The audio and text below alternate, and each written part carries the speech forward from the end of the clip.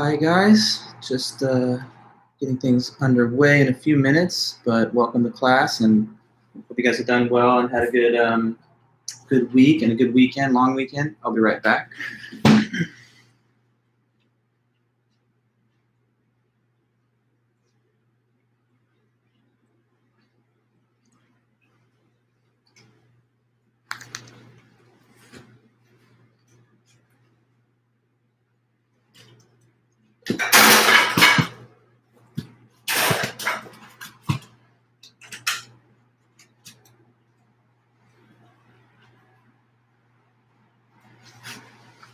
Okay, hello Leo and everybody else.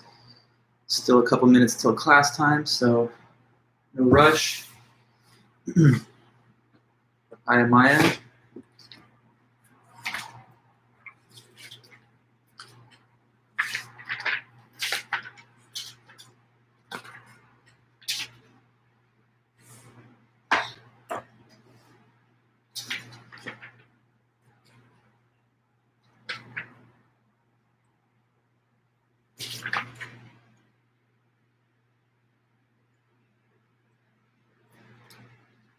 Yeah, about 3.5 minutes. Just get comfortable, I guess. Get yourself a good viewing setup. And yeah, in a couple minutes we'll all get started. Hi Eddie. Big Eddie making a cameo. Hey guy. What's up, dude? Hey Eddie. It's just a sweet cat.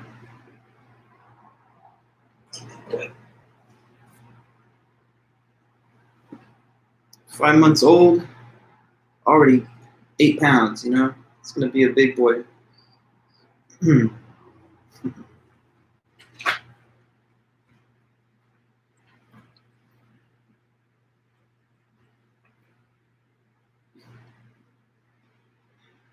Yeah, he's a good cat. I love the colors. I know I keep pointing it out, but I mean, look at this belly. What's going on? That's white, got like leopard spots in there. It's a good kitty. Very cute. Run along. Okay.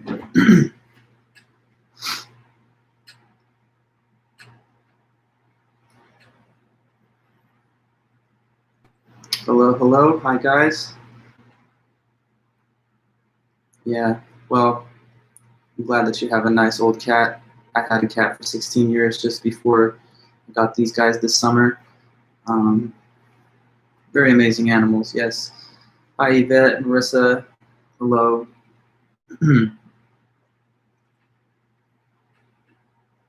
My brother David has a ragdoll cat that they get huge, and I don't know, he has not controlled his diet at all, so he's like 30 pounds or something, and he's unbelievable. It's like the biggest cat ever, one of them anyway. About another minute and a half. Nice, they're cute.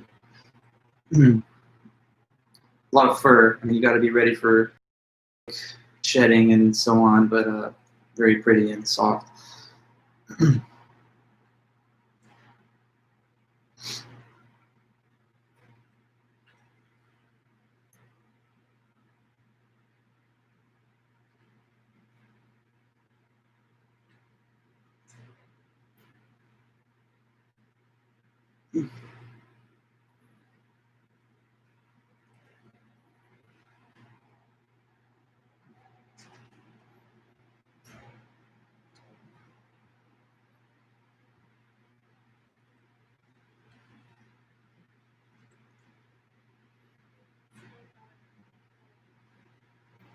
All right, guys, just another 30 seconds or so. Hi, everybody. I see you guys arriving to the meeting. It's good to see everybody. Hope you're all doing really well.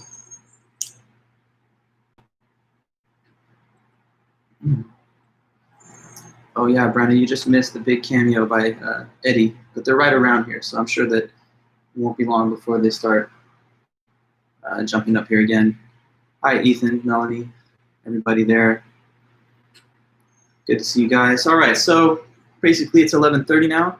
Welcome back to class. I'm glad you guys are here. So I thought today what I wanted to do is just mostly focus on a review of all the topics and getting any of you guys' questions about the homework answered, and maybe going through some of the practice problems in the textbook. So I kind of made a decision late today, just prior to class, that it might be beneficial to use the Zoom platform for part of today's meeting so I can share the screen. But I wanted to get us started at least the same way that we have done here on YouTube. There's a link that I sent through the Titanium announcement system just before class that has the link. So if we use the Zoom midway through the meeting, you'll use that link. I can also, I think, paste it here in this chat. Let's see if this works. So yeah, you could also just click the link that I've put here in this chat. Not yet, but once I start, if we get to it, the Zoom part of the meeting, then that'll be the link you'll use, or you can use the one that I sent through the Titanium announcement. But here we are for now on YouTube. So, you know, I would like to see if any of you guys have any questions concerning the homework. It's due on Monday, as everyone knows. So for you to submit it, you just want to make sure to send me it as a file that is attached anytime before class time on Monday at 11:30 a.m. So between now and then, you can submit it anytime. Obviously, you know, don't do it early if you still think you can make any corrections or double check your work.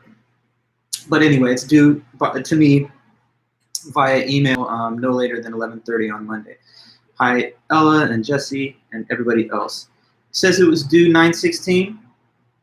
Oh, thank you. My bad. Correct. Thank you. I misspoke. That's my error. It is due next week, Wednesday. That's absolutely correct.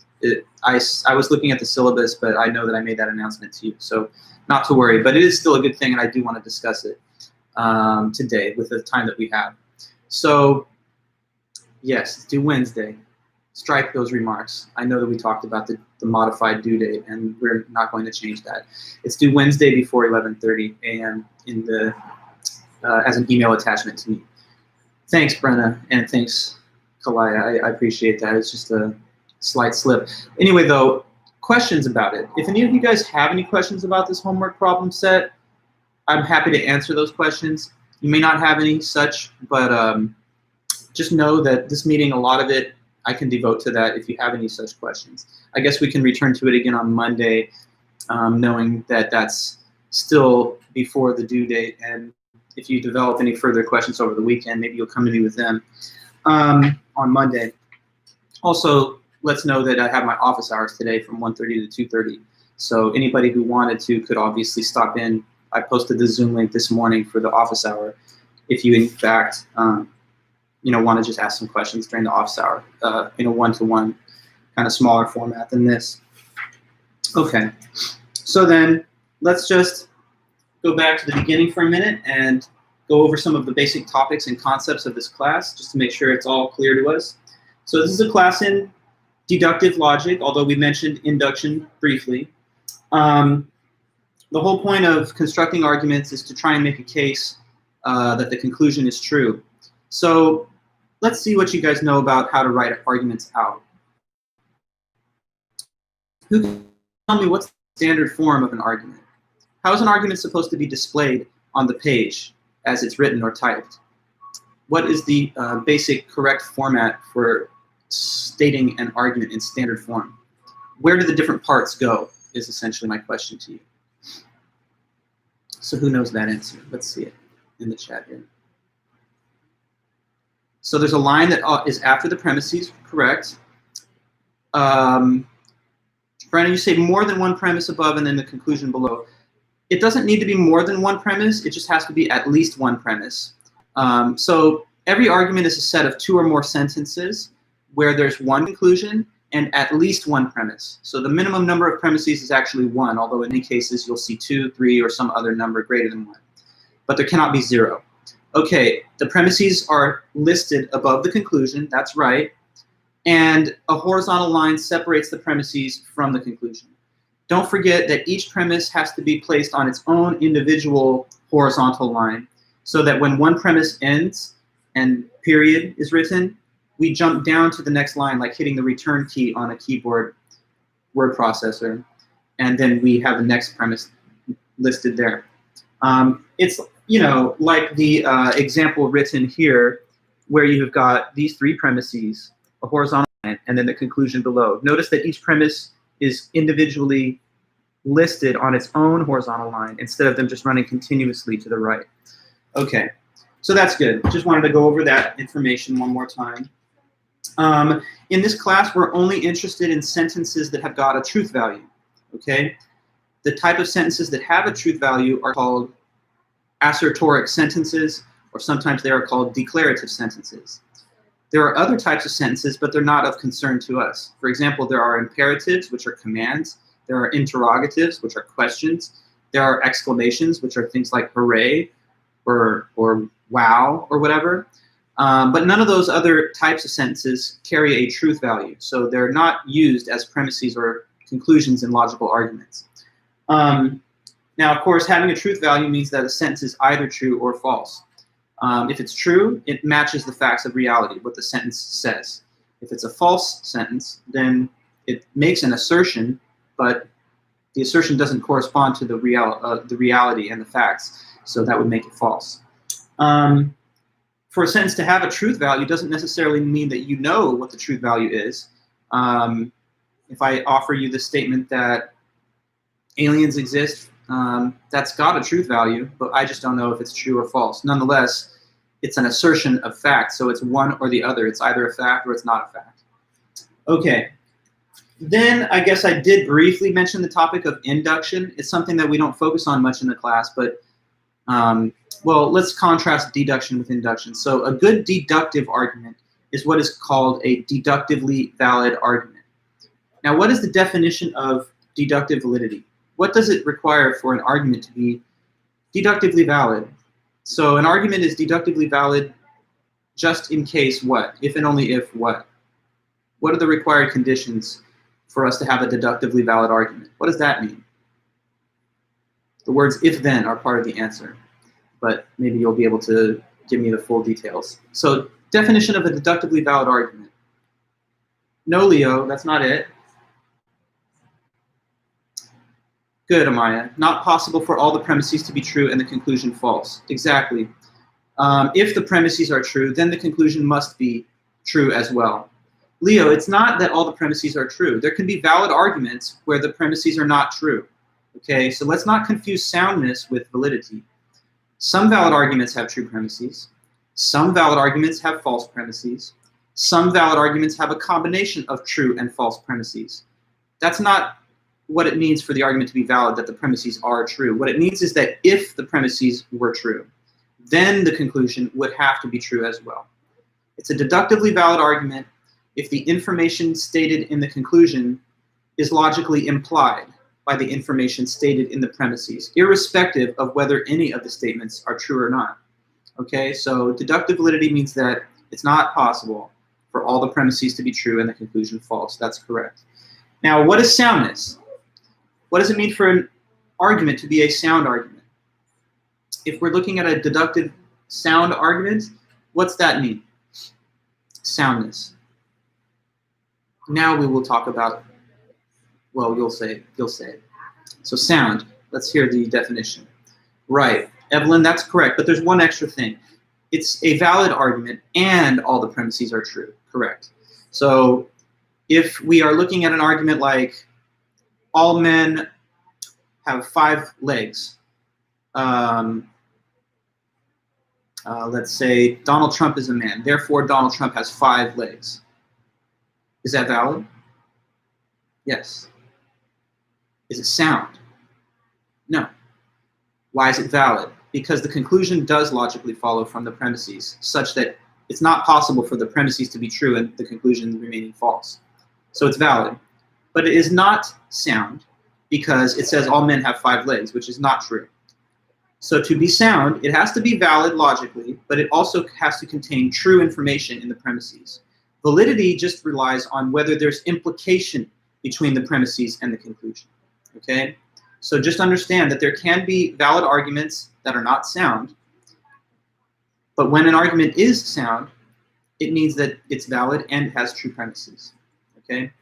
Now, inductive arguments, we don't spend much time talking about in this class, but we did refer to them briefly. So with an inductive argument, the terminology of a good one is called that it's inductively strong.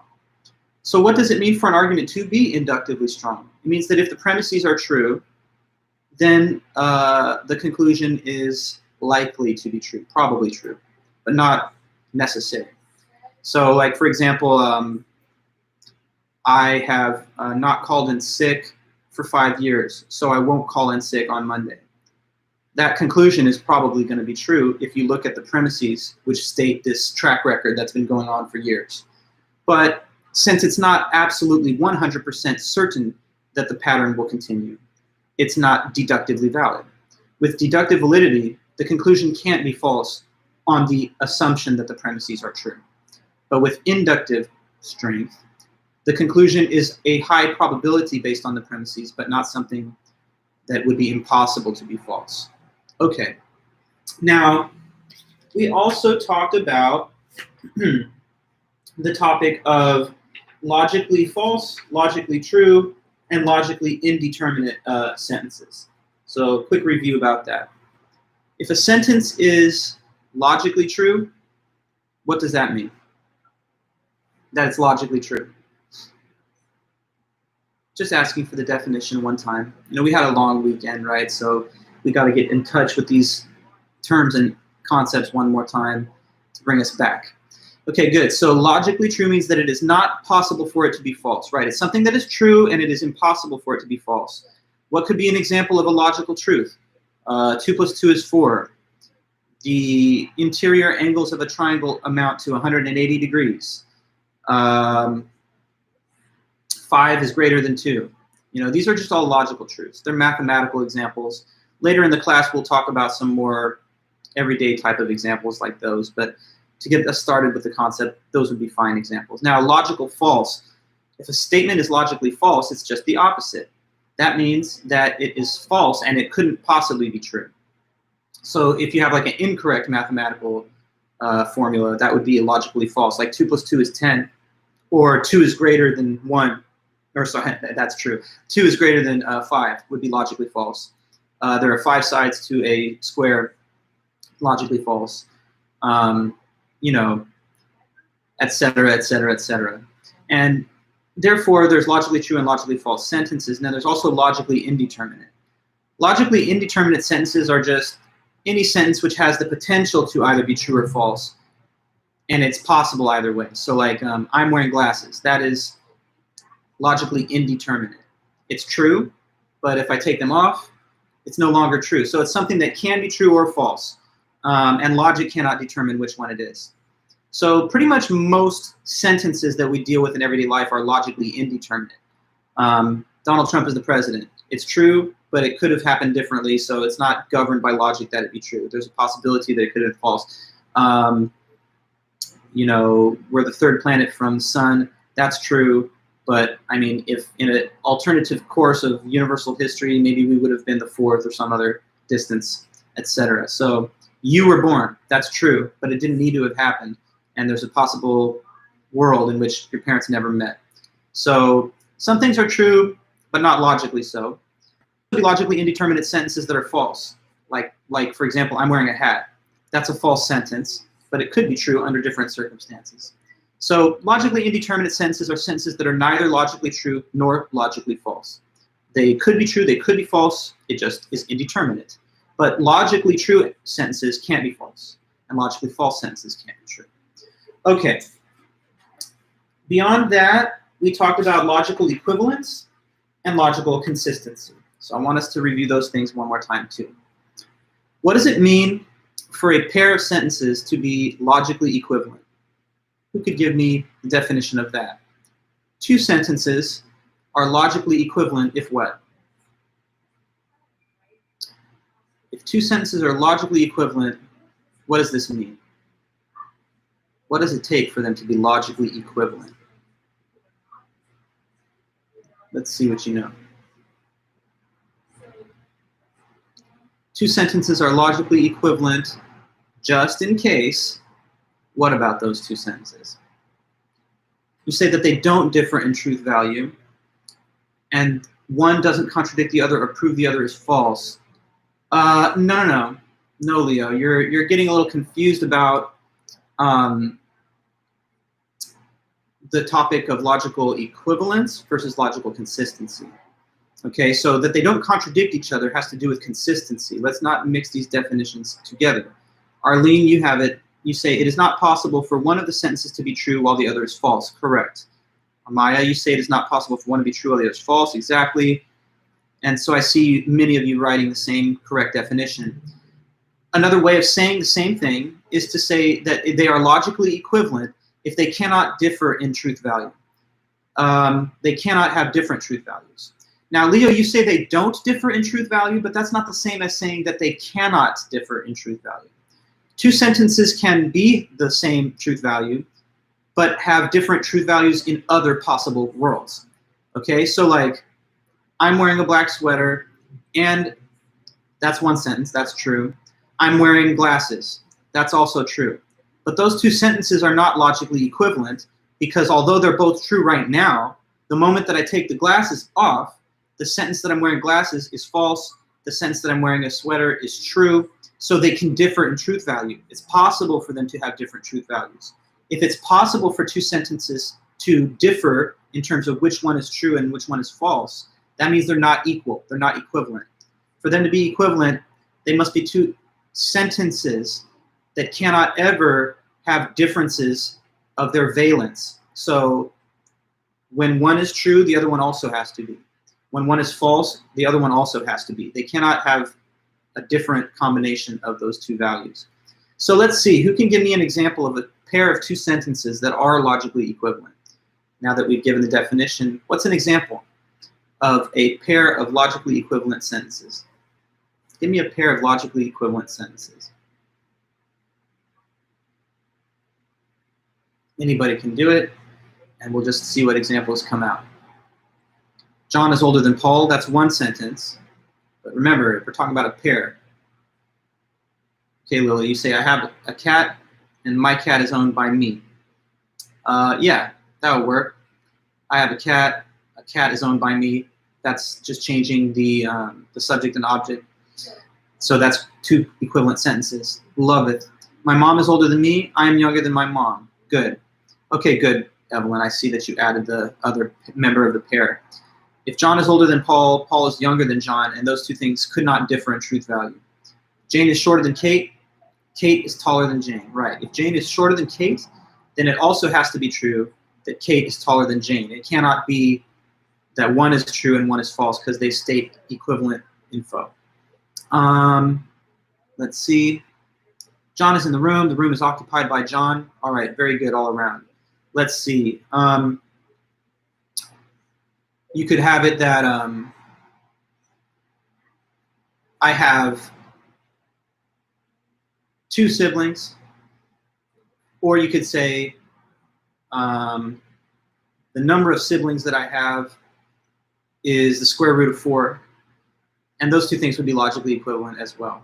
Okay, so when you're judging a pair of sentences for equivalence, you have to ask yourself whether it's possible for them to split in terms of one being true and the other false.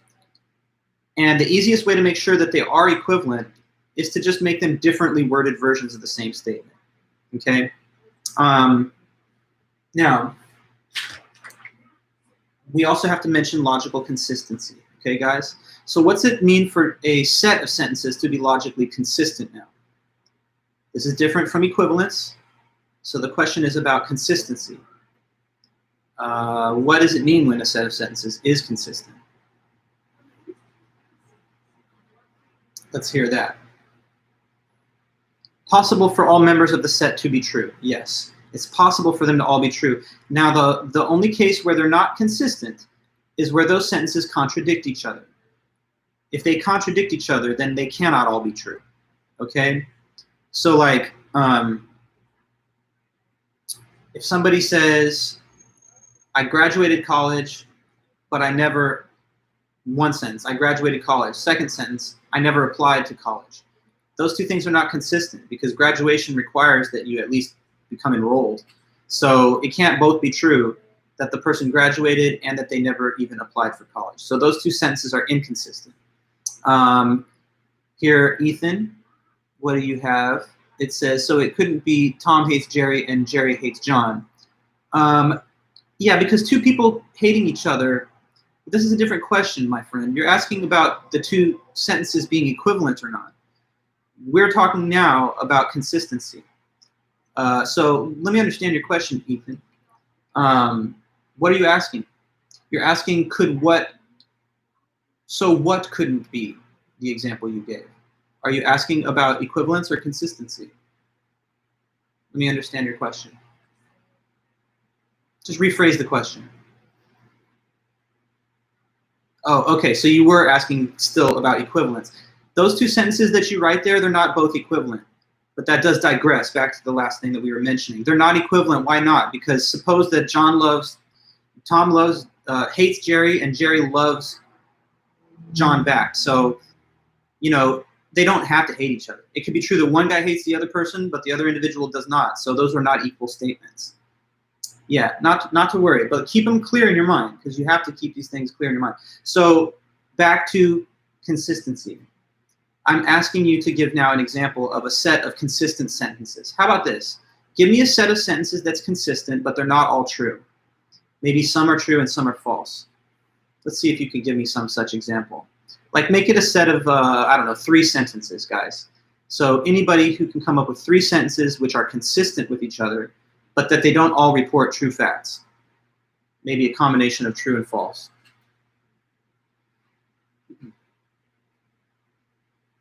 Let's see what you have. Okay, we are in a pandemic. Michael Jackson is alive. I like purple. Good example, Frida. Those 3 sentences are consistent. They're consistent because it's possible for them to all be true. Had Michael Jackson not died in 2009 and still was living today, and had the pandemic been occurring like it is, and I suppose that you like purple, then all 3 of the sentences would be true. Now, in our reality, one of them's not true, at least, which we know is that Michael Jackson is not alive anymore. But though he's not alive, there's nothing about him being alive that is contradictory to the concept of having a pandemic, or for one randomly selected person to like purple. So those 3 statements could all be true. Whether they're consistent depends on whether they could all be true together, not whether they actually are all really true in reality together. So you have to kind of think logically about, do any of these statements cancel any of the others out? And none of those 3 sentences that you gave, Frida, contradict any of the others. So they are consistent. Now, what about an example of an inconsistent set of statements? Just to see if you can think of one example. Okay, and Jamie, another good case. I'm alive. I like dogs. Kobe is alive. Yeah. I see that you're following the format very closely of Frida. Like, I like something. Here's a person that's no longer alive, but we say they're alive. And then, of course, you. Now, April, I'm hoping you're going to add more because, oh, okay, I see. The earth is round and the earth is flat. Yeah, so those 2 sentences can't both be true because they specifically contradict each other. So that pair of sentences, they're inconsistent because they're making different statements about the shape of the same object. So those things cannot both be true, unlike the previous 2 examples, which are good. So very well, that's a pair of inconsistent statements. If I tell you, I don't drink alcohol. I don't drink alcohol, but every day I drink wine. Is that consistent? I see these examples, and I'll get to them, Evelyn and Ruby, but let's focus for a moment. I'll get to those, but what about my question just there? I do not drink alcohol. And every day I drink wine. Is that consistent? No, it's not consistent, because one says that I don't drink any kind of alcohol, and the other one says that I specifically do drink one type. So those 2 things cannot both be true. If it's true that I do not drink alcohol, then it's false that I do drink wine. And if I do drink wine is true, then it's false that I don't drink alcohol. So there's no scenario where both can be true. So they're inconsistent. It's impossible for them to both be true. Okay, good, guys. So I'm just reviewing the things that we've already learned so far. When we return on Monday, we're going to jump into new, additional material that goes beyond the first chapter of the book. But we still have a good amount of time, and I thought I would begin the lecture with a YouTube-style meeting that we've done. But I wanted to switch now, actually, to the Zoom. So it'll be easy enough for you guys to do. Scroll up in our chat, look for my comment where I place a link. That's a Zoom link. Then you'll just go to Zoom. I'll go there too right now. So we'll discontinue this current meeting. I'm going to end this stream. I'm going to start the Zoom meeting, and then we'll all be there. And then with that, I can display some of the pages from the PDF of the book, and we'll go over some practice problems. So on occasion, we will, as I said at the first day, switch between the two modalities, the two platforms, to get the best of both worlds. Okay, guys? So if that's okay with you, please do click the link. If you lose access or something to this live stream and you don't see this link, you can simply go into your Fullerton emails and you'll see that I just posted an announcement which also has the same link. So either way you do it, go to the Zoom link and I'll see you guys there in just a minute, okay? Does this sound all right to you guys? Let me get a like or something in the like button or some kind of reaction in the live chat so I know that we're all hearing me and everything's good. Okay, we're switching to Zoom. Is that all good? All right, see you guys there then. Thanks so much. I'll see you in just like a few seconds. Thanks. Bye-bye.